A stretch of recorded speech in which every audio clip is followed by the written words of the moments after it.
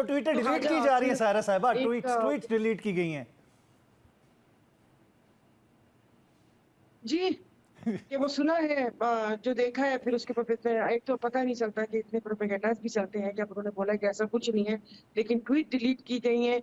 और जिस तरीके से आप जंग की हेडलाइन देखें ना, कि एक रंगीन मिजाज, 3 शादियां, ये हमारे अखबारों का मयार है कि वो हेडलाइन लगी हुई थी सदर ट्रंप के लिए। तो मुझे तो पहले चश्मा नहीं पहना तो मैं समझी शायद शहबाज शरीफ साहब के लिए बोल रहे हैं। अच्छा और जो खुसूसियात है कि जो एक खातून कह रही है कि जो एक कन्विक्टेड और सजा याफ्ता सदर बन गया, तो यहाँ पर भी तो जिस वक्त नैब रेफरेंस में सजा होनी थी, उस वक्त आपने वजीर आजम बना दिया शहबाज शरीफ साहब को। कन्विक्टेड बंदे 50 रुपए के स्टाम्प पेपर पर 4 हफ्ते का कह के 4 साल के लिए जाते हैं, और उसके बाद अदालतें उनको एयरपोर्ट के ऊपर वेलकम करती हैं। उसके बाद आप उनसे कबूतर उड़वाते हैं, आप उनसे विक्ट्री स्पीच करवाते हैं, और फिर उसके बाद आप हाल देख लें कि ये मुल्क जो बंद कमरों में 6 लोग बैठ के चलाते हैं, वो यहाँ पर इस वक्त मुल्क में कोई नहीं है। और जो आपकी और मेरी तकदीर के फैसले होते हैं वो दूसरे मुल्कों में होते हैं कि वहाँ बैठकें होती हैं। ये मामलात हुकूमत और पार्लियामेंट के दरमियान होते हैं। जब हम एग्जेक्टिव की बात करें और आप पार्लियामेंट की बात करें तो उनका इख्तियार है। आपके दुनिया के और ममालिक में भी अगर आप जायज़ा लें, बरतानिया की बात करें, आप दीगर यूरोपीय ममालिक की बात करें, और ममालिक में जो उनके पास जो लिमिट्स हैं वो उसके मुताबिकत से ही चल रही हैं।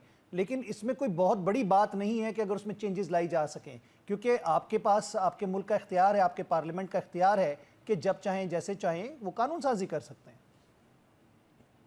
देखिए, ये वो पार्लियामेंट है जिसके पास निगरान वजीर आजम चुनने का इख्तियार भी नहीं था।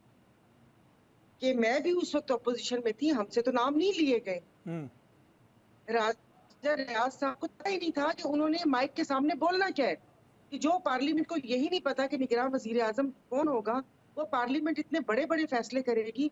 और एक तो मुझे समझ नहीं आती कि हम लोग भाग कर इन चीजों में जाके यूरोपीय ममालिक की हम असरी करना शुरू हो जाते हैं कि बाकी ममालिक में पहले हम उनके बराबर तो हो जाएं, बाकी चीजें तो हो जाएं।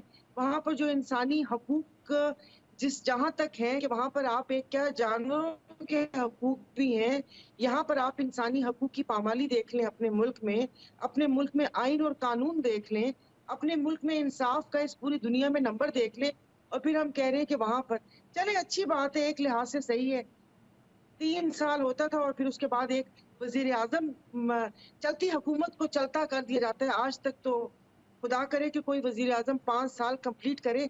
अब मुद्दतें बराबर हो गई हैं, तो वो अब शायद मामलात सीधे हो जाएं कि जो गवर्नमेंट आए वो 5 साल तक चल जाए, वरना 3 और 5 का आंकड़ा ही चलता रहता था, और उसके बाद कोई वजीर आजम 2.5 से 3 साल से ज्यादा मुद्दत पूरी कर नहीं सकता था।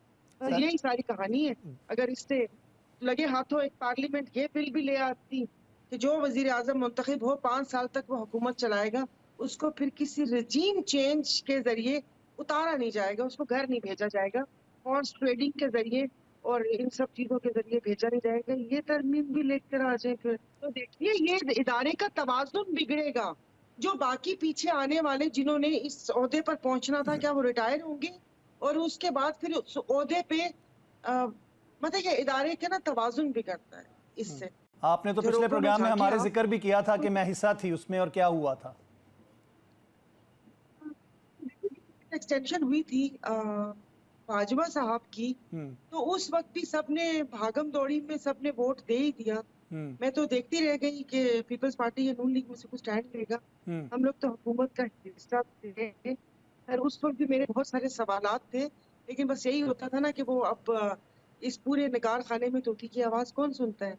क्योंकि उस वक्त भी मेरा जो सवाल मेरे साथियों से था कि जब उन्होंने कहा कि मुल्क हालत जंग में है और ये एक्सटेंशन बहुत जरूरी है, तो मैंने कहा ये तो आप इदारे की साख के ऊपर हम लोग सवाल उठा रहे हैं कि बाकी जो आने वाले जो लाइन में जो बाकी जनरल्स हैं, क्या उनमें इतनी सलाहियत नहीं है कि वो इन हालात को देख सके या संभाल सके। क्योंकि इदारा तो फर्दे वाहिद की बात पर नहीं चलता है कि जो पॉलिसी होती है वो सबको फॉलो करनी पड़ती है। बाकी देख लिया आपने 26 तरमीम जिस तरीके से हुई, तो वो तो देखिए एक शब्द क्यों नहीं मारा गया ना, कि लोगों को उठवाया गया। फिर उसके बाद जो काजी साहब एक सहूलतकारी के दरवाजा खोल कर गए और फिर उसके बाद जो फ्लोर क्रॉसिंग हुई और उसको भी वो उन्होंने हलाल करार देते हुए वो गए हैं। तो जिस तरीके से हुई है, अब आप भी देख लें कि उसको चैलेंज भी हुआ है, फिर यहाँ पर सिंध कोर्ट में उससे पहले वो हुआ था, यहाँ पर हाई कोर्ट में। तो ये होगा, ये जो तरमीम है वो यतीम है, और ये वही होगा कि ना निगलते बने ना उगलते बने, क्योंकि मसवदा जो भी था, उसका जो ड्राफ्ट था वो सियासतदानों ने तो बनाया ही नहीं था।